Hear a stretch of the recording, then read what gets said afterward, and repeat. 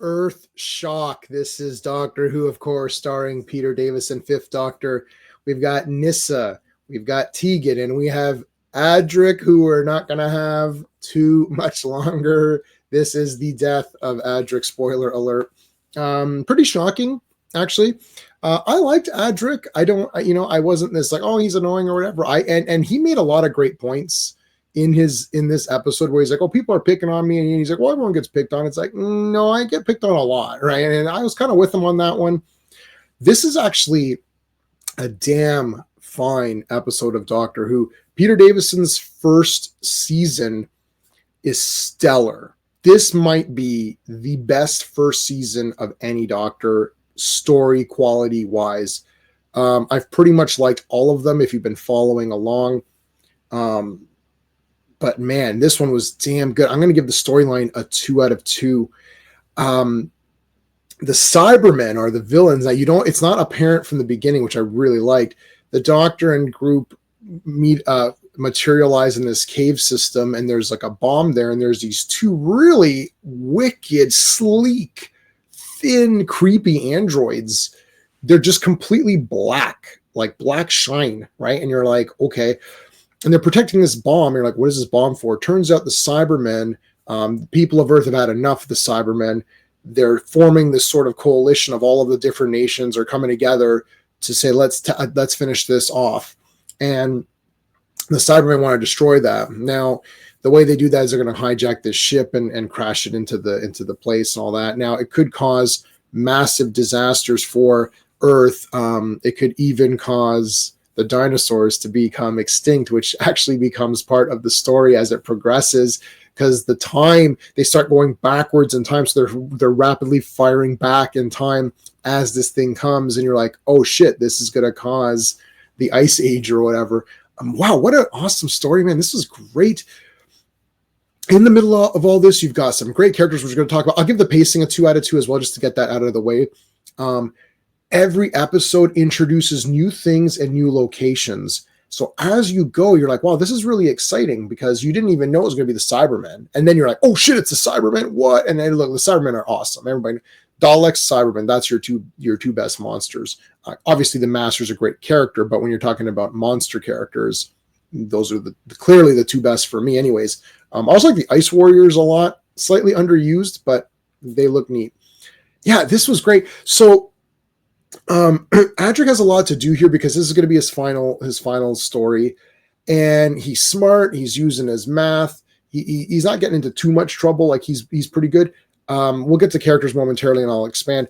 But everyone has something pretty good to do. But as per usual, someone is a bit sidelined, and in this one, it happens to be Nyssa, who's a little bit the just hang back kind of thing. Look, it is what it is. This happens a lot. That's going to come to an end after this one. So 2 out of 2, 2 out of 2 artistry.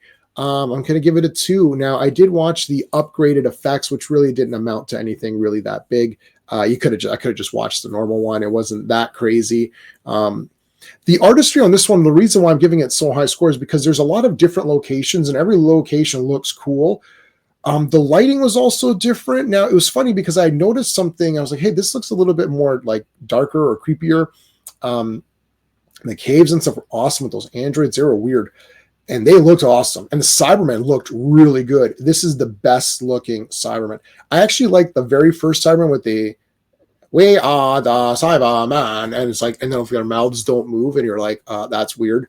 And then the Tomb of the Cybermen, obviously that was sick with like with the pyramids. But shit, there's a lot of Cybermen in this one, and they're breaking. I feel like they're coming out of everywhere. There's like these tubes, and they're like, we've got 15,000 of these tubes or whatever. Like, is that how many Cybermen are on this thing? It's friggin' awesome. Like they're coming, they're marching, and there's a ton of these guys. They're wicked. They look good too. Now they have these clear mouths.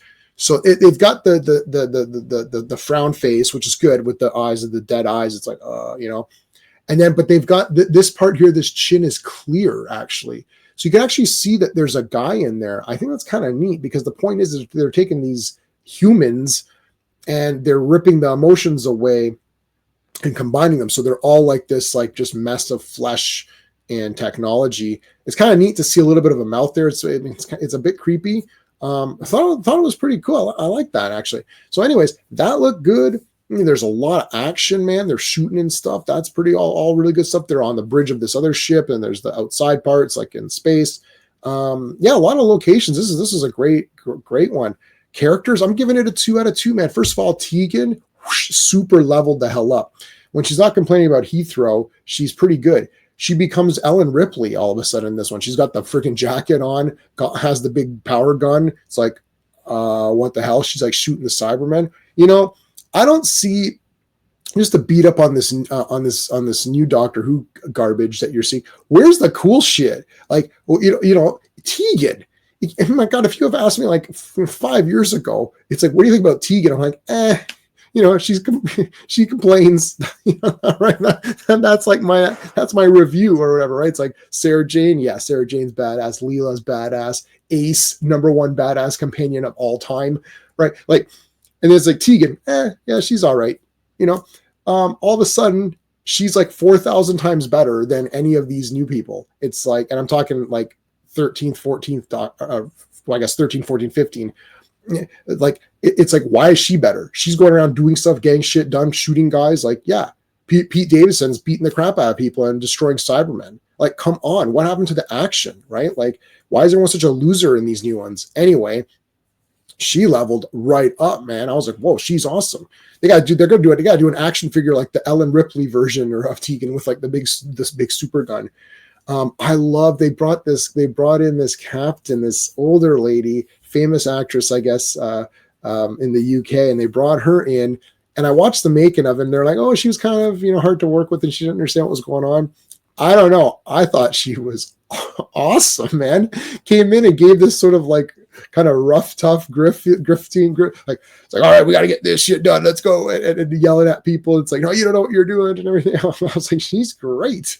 I really enjoyed her a lot. I liked all the characters.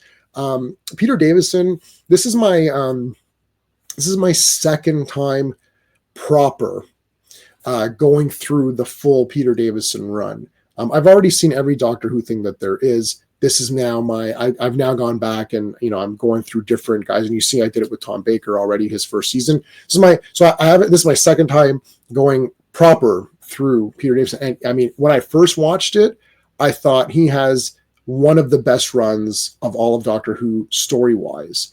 But I've gotten a lot more respect for Peter Davison as the Fifth Doctor in this second time through.